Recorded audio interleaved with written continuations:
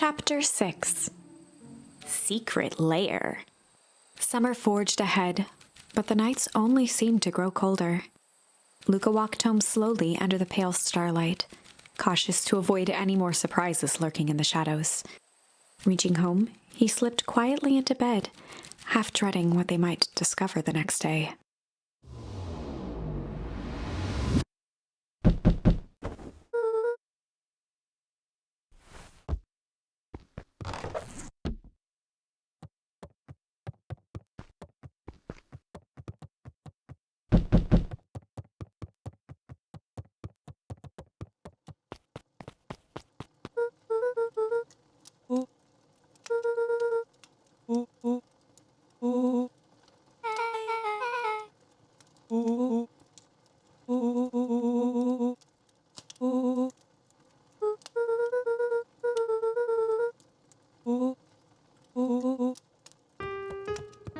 Luca and Beck rolled their eyes as Rollo strutted across the room.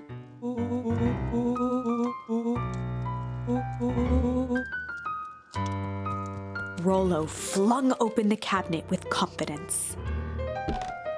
He coughed as a veil of dust hit his face.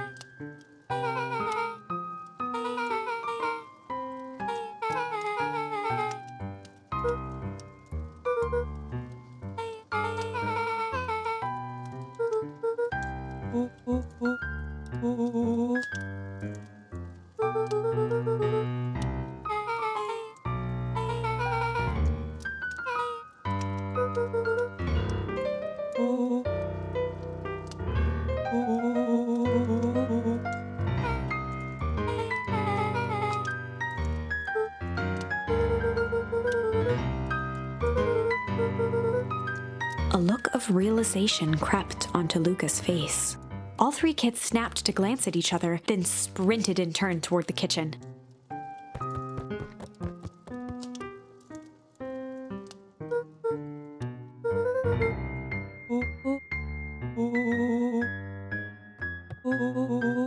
Before he could finish, Luca scrambled up Rollo's back.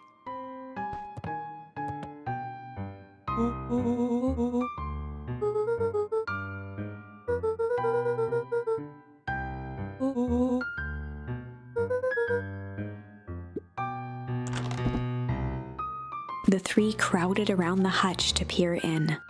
With the glass doors opened, a perfect porcelain display gleamed in front of them. Their eyes searched for anything amiss, but the only distinct feature was its impeccability.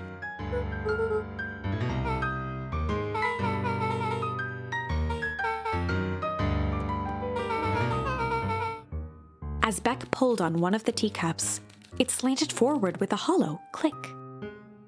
The entire hutch began to rustle and slide under its own power.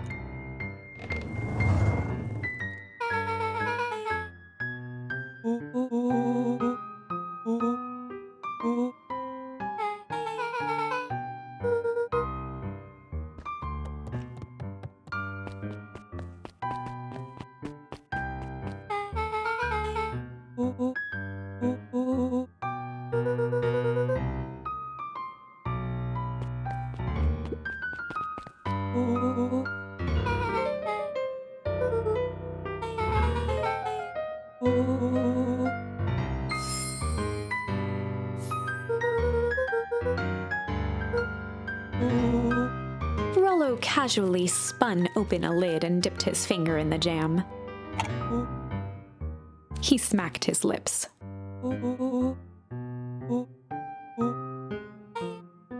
Rollo plunged his hand in the jar, fishing out a soggy slip of paper. Rollo offered the slimy note to Luca and licked his fingers clean.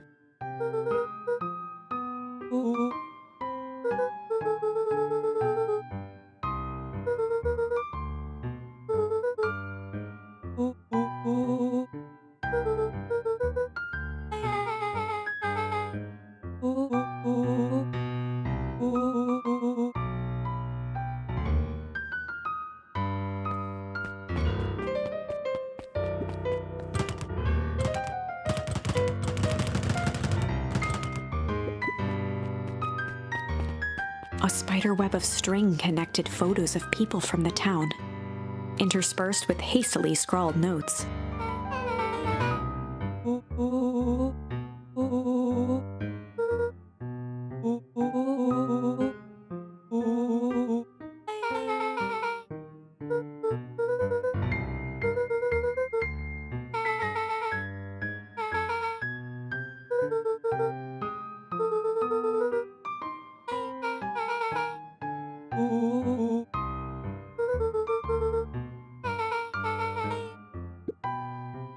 Luca jostled each cabinet drawer in turn. Only one was unlocked. He fingered through the filing cabinet, pausing at a bulging folder labeled Walter. For a long moment, he just stared at it.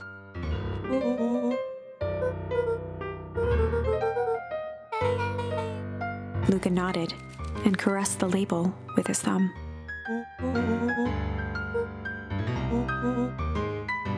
Rollo swiped the folder from the drawer and began leafing through the pages. He whistled to himself, barely looking at the text.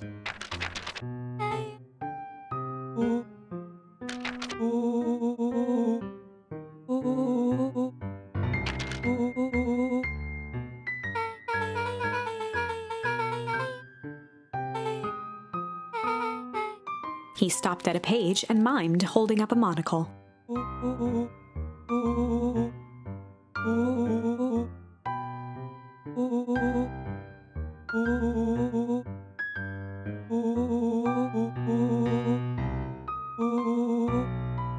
Rollo looked up with heightened surprise.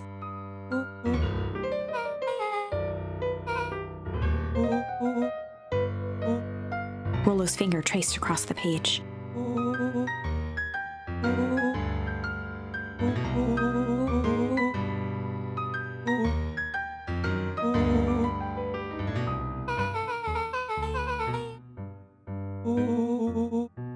Rollo scanned through several more pages.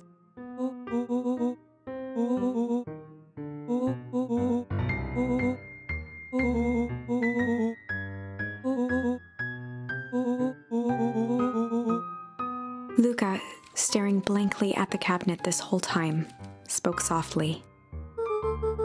Rollo rustled the folder, trying to loose more pages. Luca frantically shoved the remaining cabinet folders, trying to find another labeled Walter.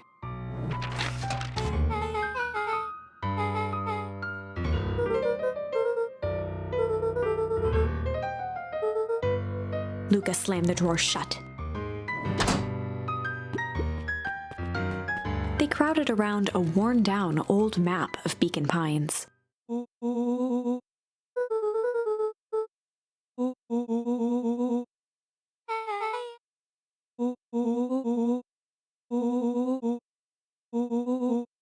Rollo carefully traced the path with his finger. He jabbed down at the end point.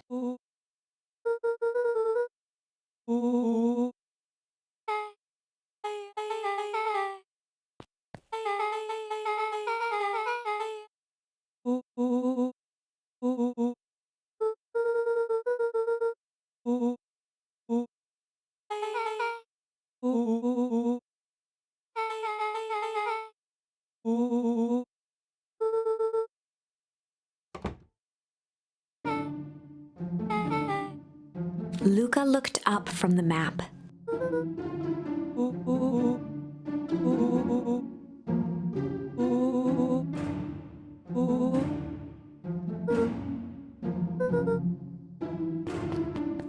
Beck flicked off the light, and they became statues in the dark. Overhead, creaking floorboards bent under slow, deliberate steps. The kids looked up, the tilt of their necks following each footfall.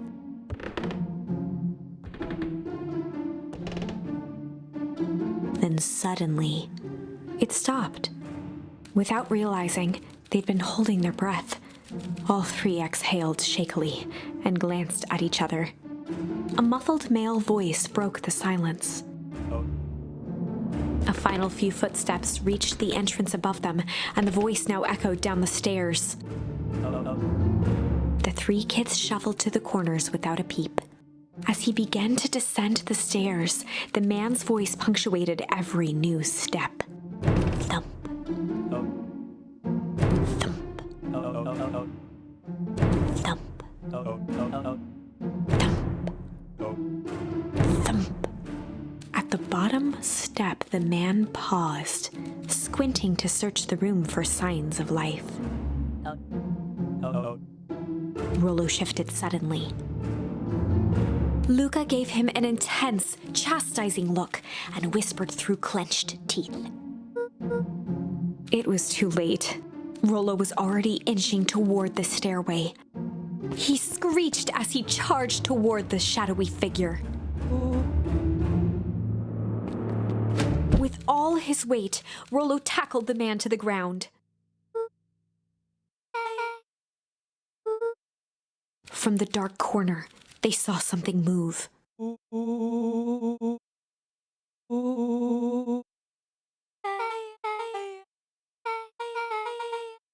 Luca scrambled to the hunched figure on the ground. Pressing his fingers to the man's neck, he sighed with relief. As Beck flicked back on the light, Luca and Rollo both gasped in stereo.